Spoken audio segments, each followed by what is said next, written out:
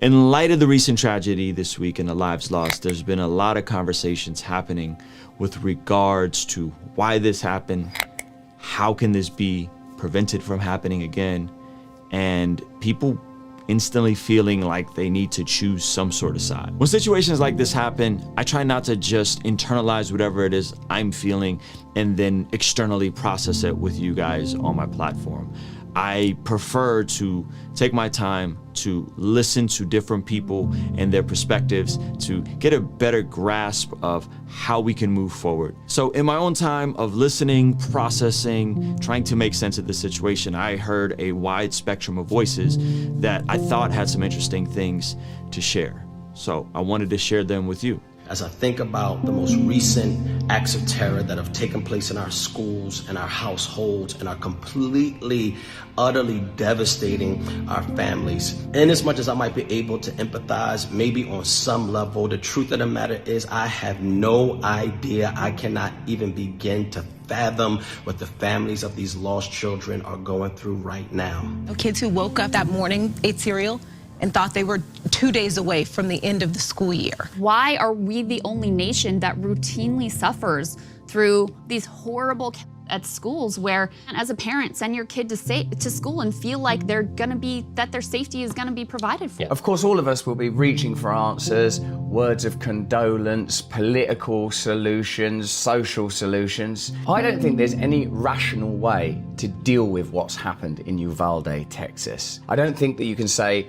it's one mentally ill person or it's a result of laws. I think universal background check is great. I have absolutely nothing against it. But to explain to people, background check system for universal background check is simply to apply in the private gun market for private sales. HR 8 would not have stopped this. You know, some of us differ in terms of how we go about doing that. That's really what the conversation is about. By and large, we don't really get to have these conversations because our political leaders instead are playing political games with each other. These kids are the most precious things we have. So not putting them in a position where they're the most protected as well is kind of odd to me. And I think the reason why it even hasn't happened at this point is because the leaders who are supposed to be having this conversation on a national level aren't having it. They're politicizing everything. While both sides on the political spectrum will be viewing this tragedy through the lens of how the other side is the real problem in the world, as Christians, we shouldn't fall into that trap. Not only do I believe that this oversimplified view is naive, but I also believe that demonizing the other side isn't going to do anything to help right now. Ruslan. This is the biggest tragedy of this level since Sandy Hook. And it's interesting to think about Sandy Hook. It seems like a lifetime ago. But what was unique about that situation is I have a close friend that was, their child was at the school when that happened. And this person's been on the channel before. I'm not going to go into who they are, but they lost friends. They lost teachers. Almost a decade later, this family, this kid, that community is still dealing with the ramifications, with the trauma, needing therapy, needing support, needing prayer, still having needs in terms of the long-term effects of this. And I think this situation, I don't think we understand how much this is going to shake this community, this region, these families, these victims, these teachers. The entire situation is, it's tragic on so many levels.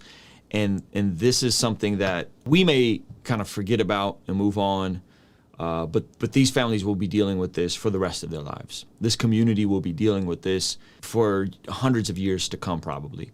And it's super tragic. And trying to make sense of this, trying to listen to all the different perspectives. I don't know of a solution outside of Jesus. I think when we see how dark the world is, in my opinion, it reminds me of how beautiful the cross is.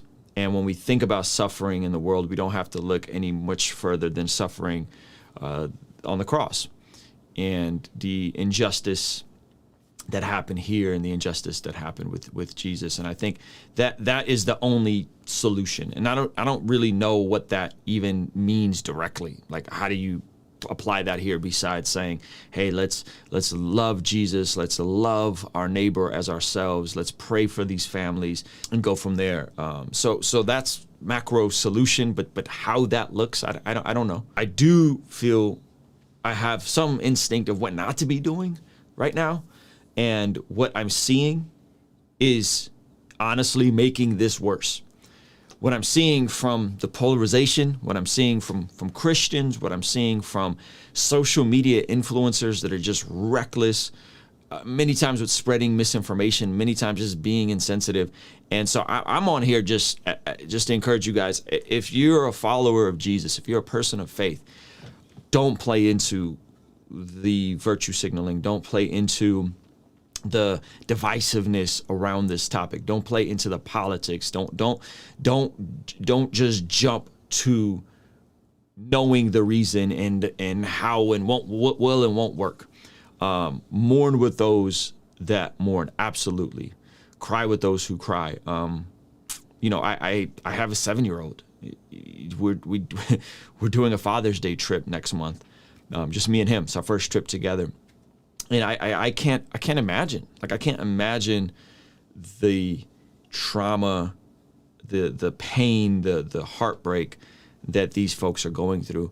And so I think politicizing this, I think making this about your side, having all the answers, making this about your affiliation, your paradigm, your rights, but that's not the time for this right now.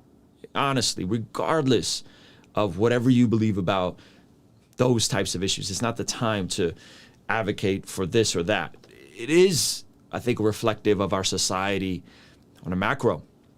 It is reflective of where we are in terms of just these events happening back to back like this. Buffalo just happened, totally different demographics, totally different state, totally different situation. And then for this to happen, boom, boom, like, it's crazy. We are mentally unwell as a culture. I don't know how else to say it.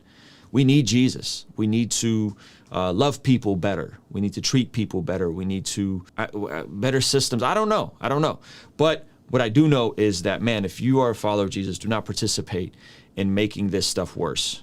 Do not participate in adding flames to the fire and knee-jerk reactions and whatever these things are. It's going to be a long journey. And the more I'm finding out about this situation, you could cast blame on so many different sides. You can cast blame in so many different directions.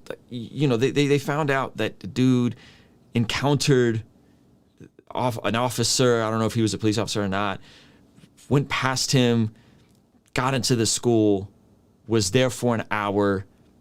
There's reports of officers who had kids there that went in and got their kids out. Like there's some, and the folks that actually detained or kind of ended this situation was an off-duty Border Patrol tactical agent, right? Like, so it just goes to, like, what? This stuff can be infuriating, right? You're finding out more and more, and there's multiple breakdowns in these sorts of situations. Don't play into the outrage. There's plenty of blame to go around. In that, though, I think we all need to take a look in the mirror as followers of Jesus, like as people, as Americans, and ask ourselves, like, what is it about? What is it about our society, right? Like, what is it about our society that this stuff keeps happening, that people are this mentally far gone, that we're